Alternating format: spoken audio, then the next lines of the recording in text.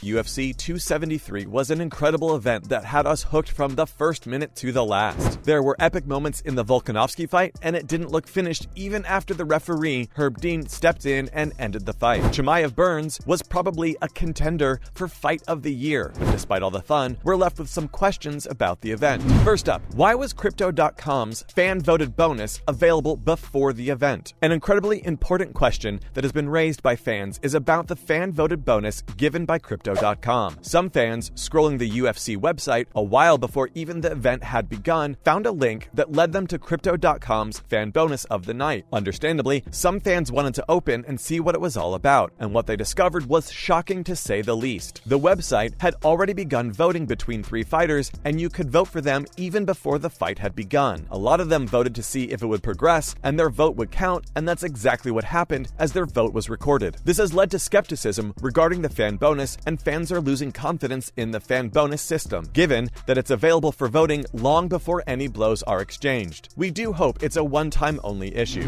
Next, our first-time fighters still only paid $10,000. Mike Malott defeated Mickey Gall, crushing him with a deadly left hook, and announced that after the fight, he's decided to donate all of the show money, $10,000, from his fight to the cost of care for the daughter of one of his cohorts. This was a superb step by Malott and a lovely gesture, and he received a great response from the rest of the MMA community, as many people ended up contributing to the cause. However, our question to UFC remains over their previous promise of increasing the base pay of the fighters. They haven't managed to do anything, and it's simply not enough to tempt more people into taking up mixed martial arts if they aren't getting a decent livable wage. It's a stark reminder that the gulf between new fighters and the ones at the very top is way too wide. And how does Kay Hansen's future look? Kay Hansen is one of the most talented fighters in the UFC, and she has a bright future ahead of her. However, this comes with an asterisk, because youngsters in all fields, particularly sports, tend to face a burnout if their careers aren't managed well enough, and it looks like Hansen could be another victim of burnout if the management doesn't decide for her. She's only 22 and on a run of 3 consecutive losses after UFC 273. The competition at this level is insane, and her confidence and skills must have been affected. It's important for the promotion to maybe send her down a level, or make her work on herself and train a little extra for the next year or more. They did it with Angela Hill a few years ago, and it'd be a sensible move to do the same with Hansen. Next is,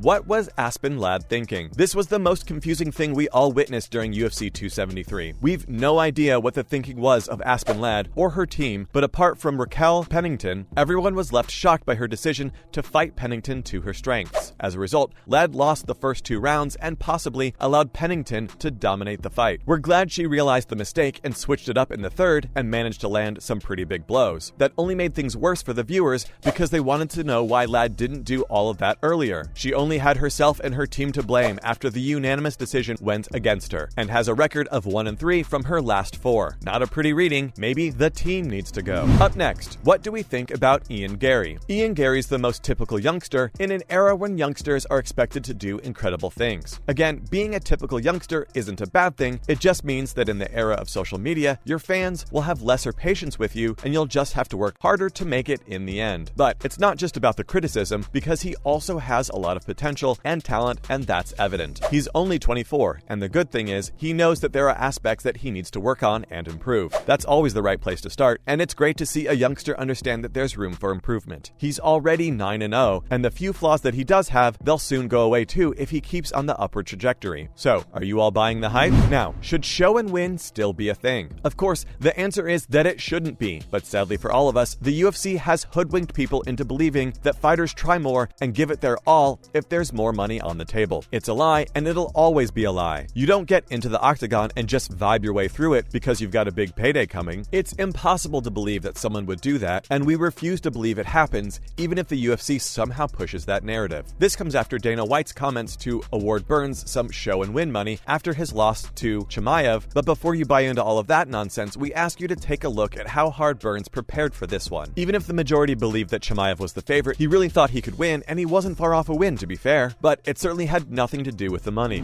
And what is Mackenzie Dern's real strength? Oh, this is a serious question. Did we miss it during the fight? As far as we remember, Mackenzie Dern was majorly known for her grappling skills only, but somehow she has developed into a fearsome mixed martial artist, and she's truly a force to be reckoned with now. Be it the confidence, be it her skill, she's getting better with every passing fight, and it's impossible to figure out her strengths. Of course, the praise goes to her coach, coach, Jason Perillo, who has worked hard on her to get her to this level, and we're sure we'll get to see much more from her. Her striking has improved significantly, and now she can either strike or grapple whenever needed. However, the only thing lacking is doing both of those things together through muscle memory, and she'll be the complete package. Although, so many have achieved so much more with a lot less, so she'll be just fine. Now we have the Khamzat Chimaev question. Khamzat Chimaev's rise has been astronomical, and we can't help but feel this might not be a great thing for the UFC. If rumors are to be believed, a Colby Covington-Khamzat Chimaev fight is next to be scheduled on ABC in the welterweight title elimination. That's just expected after the kind of success he has tasted so far. Chimaev's definitely an attractive proposition for the UFC, but the UFC runs the risk of facing some terrible publicity. It was revealed recently how Chimaev's quite close to the Chechen warlord Ramzan Kadyrov, who has been involved in the brutal Russian war on Ukraine. If Chimaev makes his way to the main event on a major network,